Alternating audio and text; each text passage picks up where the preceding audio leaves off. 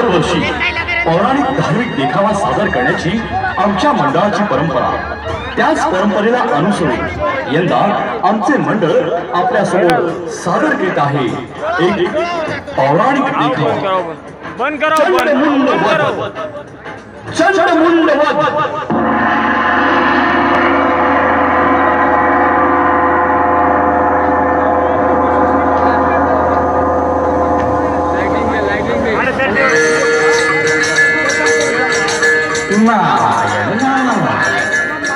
सतयुगामध्ये घोर अन्याय, अत्याचार, छळ, विध्वंसक कृत्य धरतीवर चंडमुंड राक्षसांनी माजवली होती. या अत्याचारापासून त्रस्त झालेली धरतीवरील मानव, पशु यांची निर्भूलपणे हत्या करीत होते.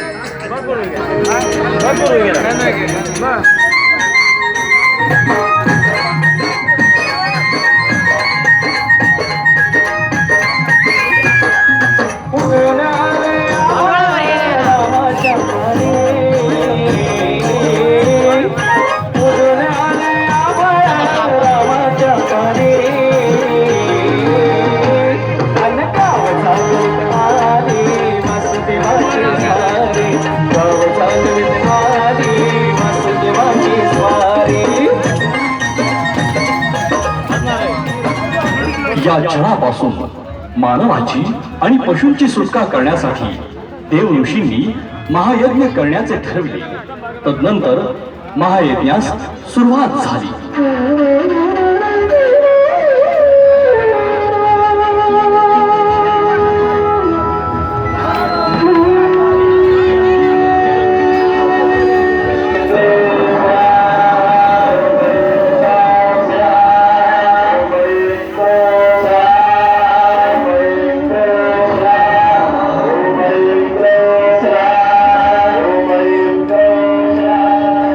याची वार्ता चंडमुंड राक्षसांना कळाली.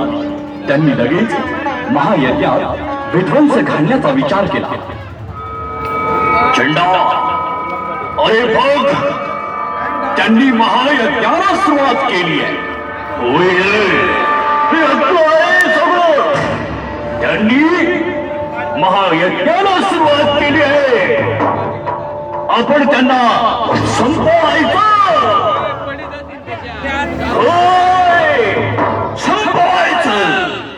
तात्काळ त्यांनी महायज्ञात अमानवी कृत्य करण्यास सुरुवात केली. यज्ञात हाडे, पशु आणि विनाशकारी शस्त्र टाकू लागले आणि महायज्ञाचा विध्वंस केला.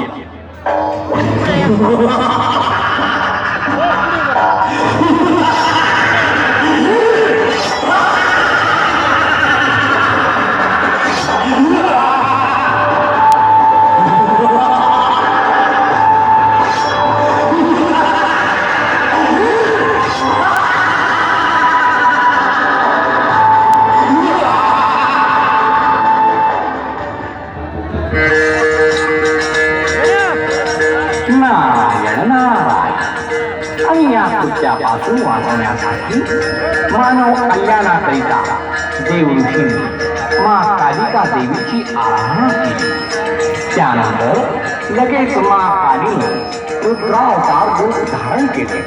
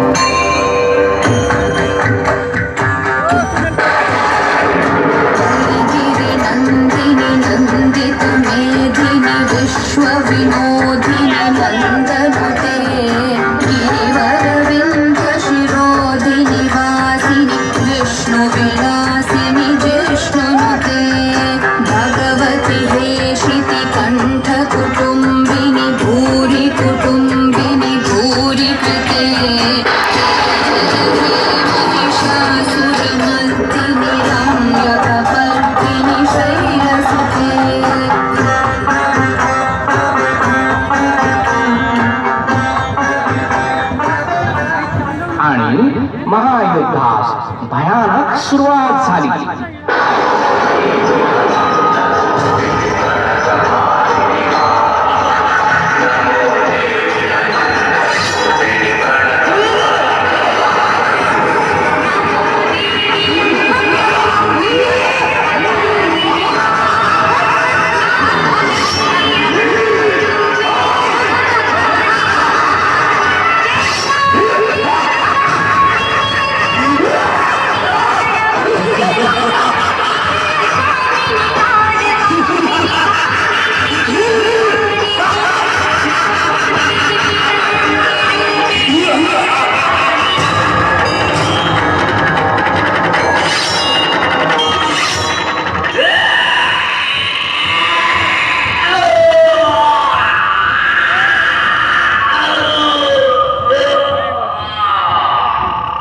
त्यानंतर मातेनं चंडमुंड यांचा वध केला.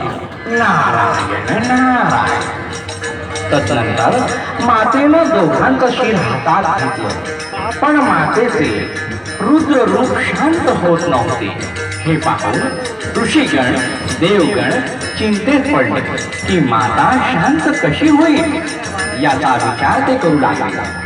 त्यानंतर त्यांनी महादेवास प्रकट होण्याचे आवाहन केले. नमः शिवाय. ओम नमः शिवाय. महादेवा प्रकट हो, महादेवा प्रकट हो. अहो अहो, या रुद्र कालिकेचं रूप पाहून आम्हाला आता भय वाटू लागलंय. देवा, महादेवा प्रकट व्हा. महादेवा, आपणच मातेला शांत करू शकतात. महादेवा, महादेवा आपणच मातेचं रौद्र रूप शांत करू शकतात. देवा प्रकट व्हा. देवा प्रकट व्हा.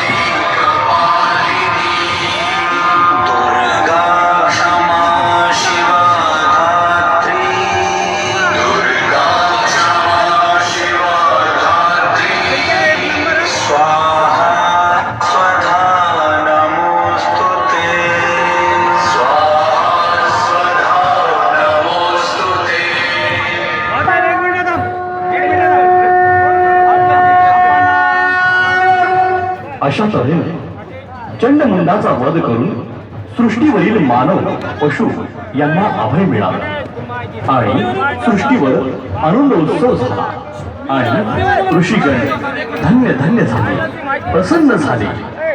बोला खंडोजी महाराज.